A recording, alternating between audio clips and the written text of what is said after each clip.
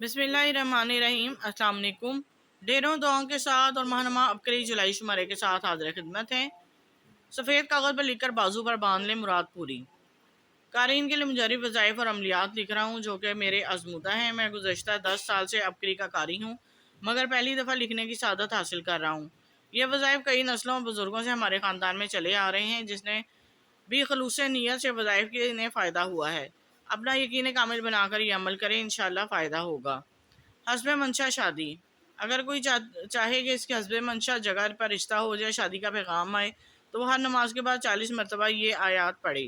یہ آپ اپنی اسکرین پہ دیکھ سکتے ہیں، آل عمران کی ہیں 73 اور 74 آیت پڑھیں۔ اس کے علاوہ سفید کاغذ پر لکھے اور بازو پر باندھ لے۔ انشاءاللہ بہت جلد جائز مقصد میں کامیابی ملے گی، کامیابی نصیب ہوگی۔ اگر کوئی طالب علم آیت مبارکہ حسبنا اللہ و نعم الوکیل کا امتحان شروع ہونے سے 7 دن پہلے اور نتیجہ آنے تک بلا ناغہ ایک تسبیح صبح شام روزانہ پڑھے تو اس کی قرآنی آیات کی برکت سے انشاءاللہ کامیابی نصیب ہوگی۔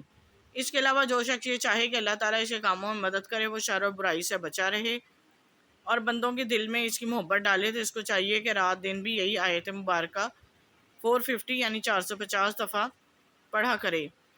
جو کوئی دو دشمنوں کے مابین صلح و محبت کرانا چاہتا ہے، اسے چاہیے کہ نماز کے بعد ایک تسبیح حسبنا اللہ و نعم الوکیل کی پڑھے۔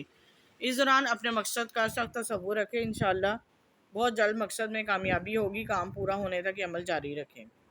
دل کا حال معلوم کرنا ہے۔ جو کوئی اسم علام الغیوب کی بکثرت ریاضت کرتے ہیں اور یقین کے ساتھ اس عمل کو معمول کا حصہ بنا لیتے ہیں، تو ان پر جلدی کشف کی دنیا کھلنا شروع ہو جاتی ہے۔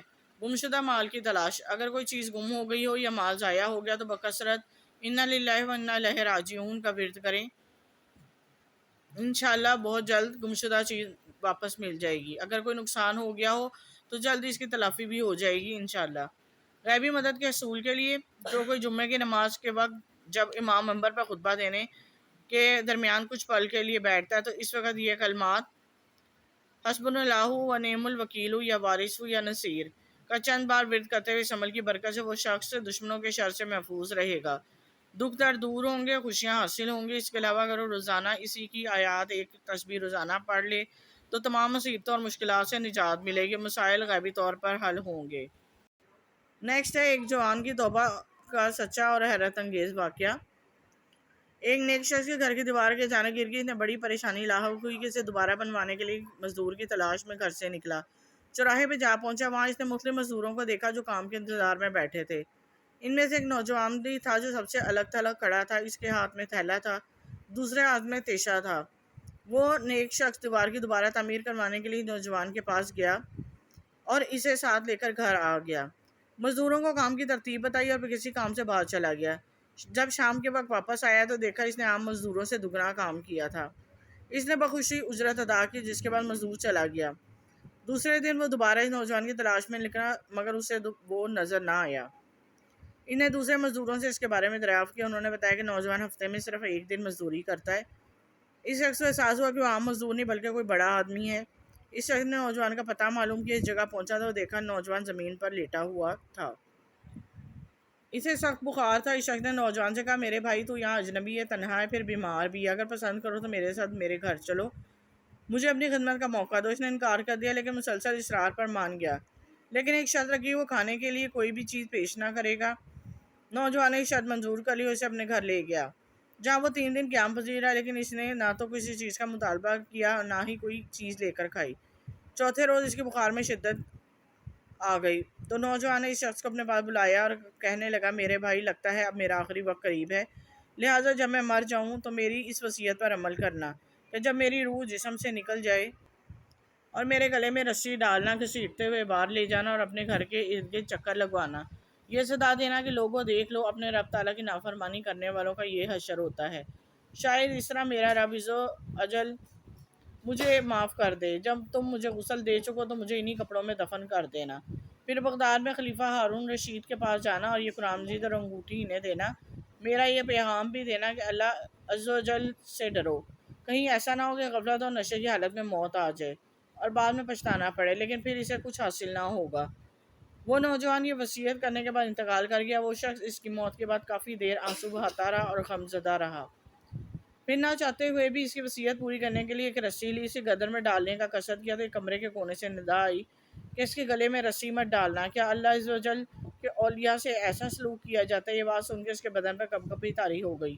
یہ سننے کے بعد اس نوجوان کے پاؤں کو بوسہ دیا اور اس کے کفن دفن کا انتظام کرنے چلا گیا۔ اس کی تدفین سے فارغ ہونے کے بعد اس کا قرآن پاک اور انگوٹھی لے کر خلیفہ کے محل کی جانب روانہ ہو گیا۔ وہاں جا کر اس نوجوان کا واقعہ کاغذ پر لکھا اور محل کے دروازے سے اس سلسلے میں بات کرنا چاہی تو اس نے جھڑک دیا اور اندر جانے کی اجازت دینے کے بجائے اپنے پاس بٹھا لیا۔ آخرکار خلیفہ نے اسے اپنے دربار میں طلب کیا اور کہنے لگا، کیا میں اتنا ظالم ہوں کہ مجھ سے براہ راست بات کرنے کے بجائے رکے کا سہارا لیا ہے؟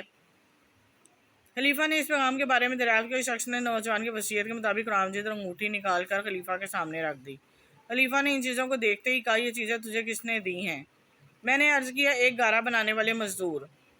خلیفہ یہ سن کر رو پڑا۔ کافی دیر ہونے کے بعد اس شخص سے پوچھا، وہ گارا بنانے والا اب کہاں ہے؟ میں نے جواب دیا، وہ مزدور فوت ہو چکا ہے۔ یہ سن کر خلیفہ بے ہوش ہو کر گر گیا اور گھنٹوں بے ہوش رہا۔ میں اس دوران حیران پریشان وہیں موجود رہا۔ جب خلیفہ کو ہوش آئی تو کچھ افاقہ ہوا تو مجھ سے دریافت کیا، اس نوجوان نے تجھے کوئی وصیت بھی کی تھی؟ میں نے اس نوجوان کی وصیت بتائی اور پیغام بھی دے دیا کہ جو اس نوجوان نے خلیفہ کے لیے چھوڑا تھا۔ جب خلیفہ نے یہ ساری باتیں سنی تو مزید غمگین ہو گیا، اپنے سر سے ماما اتار دیا اور کہنے لگا، اے مجھے نصیحت کرنے والے، میرے زہد و پارسا، اے میرے شفیق۔ اس طرح کے بہت سے القابات خلیفہ نے اس میں مرنے والے نوجوان کو دی اور مسلسل آنسو بھی بہاتا رہا۔ جب رات ہوئی تو خلیفہ نے اس قبر پر لے جانے کی خواہش ظاہر کی۔ خلیفہ چادر میں منہ چھپائے اس شخص کے پیچھے پیچھے چلنے لگا۔ جب قبرستان میں پہنچ گیا تو ایک قبر کی طرف اشارہ کر کے اس شخص نے کہا، علی جا، یہ اس نوجوان کی قبر ہے۔ خلیفہ اس کی قبر سے لپٹ کر رونے لگا۔ کچھ دیر رونے کے بعد اس کے قبر سرانے کھڑا ہو گیا اور کہنے لگا، یہ نوجوان میرا بیٹا تھا، میری آنکھوں کی ٹھنڈک اور میرے جگر کا ٹکڑا تھا۔ ایک دن یہ رقص سرود کی محفل میں گم تھا کہ مکتب میں سے کسی بچے نے یہ آیت کریمہ کی تلاوت کی، ترجمہ، کیا ایمان والو ابھی بھی وہ وقت نہیں آیا کہ ان کے دل جھک جائیں اللہ کی یاد کے لیے؟ جب اس نے یہ بات سنی تو اللہ کے خوف سے تھر تھر کانپنے لگا، آنکھوں سے آنسوں کی جھڑی لگ گئی اور یہ پکار پکار کر کہنے لگا، کیوں نہیں کیوں نہیں؟ یہ کہتے ہوئے محل کے دروازے سے باہر نکلا۔ اس دن سے ہمیں اس کے بارے میں کوئی خبر نہ ملی، یہاں تک کہ آج تم نے اس کی وفات کی خبر دی۔ جی، یہ تھا اس کا بقایا حصہ جو کہ مکمل ہو گیا اور بہت ہی نصیحت آموز سبق تھا۔ پڑھنے والے ضرور اس کو سمجھ لیں گے۔ صدقہ جاریہ کے طور پہ زیادہ سے زیادہ ویڈیو کو شیئر کر دیا کریں، لائک کر دیا کریں، حوصلہ افزائی ہوتی ہے، اور چینل کو سبسکرائب کر دیا کریں، کیونکہ نیکی کے کام میں حصہ ڈالنا بھی بہت بڑی نیکی ہے۔